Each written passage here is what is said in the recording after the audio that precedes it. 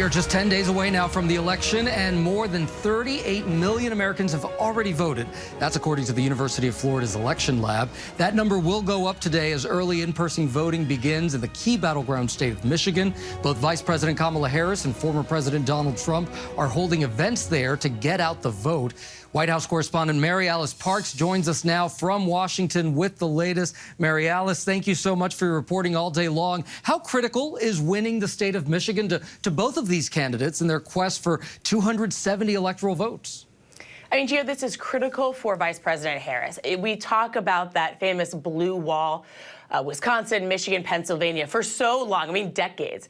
Democrats were able to rely on those states. Of course, in 2016, former President Trump, when he first won the White House, he cracked open that blue wall. He was able to flip some of those states red. Biden flipped them back blue. The map gets so much harder, if not nearly impossible, for Harris if she loses Michigan. And that's because the polling in places like Nevada, Arizona, Georgia, North Carolina, sort of those Sun Belt states we talk about, the southern part of the map, they look much harder for her. So she needs to hold on to that blue wall in particular. That's why, of course, she is spending so much time there. A big day for her, appearing for the first time alongside former First Lady Michelle Obama. Of course, Michelle Obama spoke at the Democratic National Convention, but this is the first time this campaign cycle that they are together with one big event. You can imagine it'll be quite the crowd there, Gio. And Mary Alice, Trump taped an appearance, of course, on Joe Rogan's podcast, which we know is wildly popular, in particular with younger men. And I checked this morning, and it was #1 in this country on both Apple and Spotify. Rogan has nearly 16 million followers on Spotify alone. That episode now posted over 3 hours long. What's he saying? How significant is it for Trump to speak to that audience in particular? Yeah, I mean, you are right. You cannot underestimate the reach of that podcast. That is more followers than the people in the entire state of Pennsylvania. Joe Rogan absolutely has an unbelievable reach. Look, I'm not sure that this is Trump necessarily going hugely outside of his base. We know that Rogan, like you said, is largely sort of a male, younger male audience. Trump has been doing so well with men in this race, up nearly 10 points over Harris in some polls. Now, of course, she's up with women by 10 points, but that gender gap so apparent here.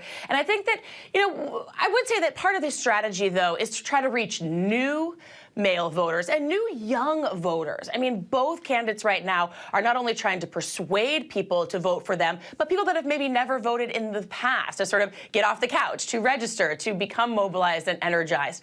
It was a very interesting, very long interview with Joe Rogan, meandering at times, nearly 3 hours. Talked about everything from life on Mars to mixed martial arts fighters, but also Trump repeating and getting pushed by Rogan on some of his election conspiracies and false claims about election security, Gio. And now, obviously, Harris has been focusing on Trump as a, quote, threat to democracy. And that's a big part of her closing argument. Is this a successful strategy?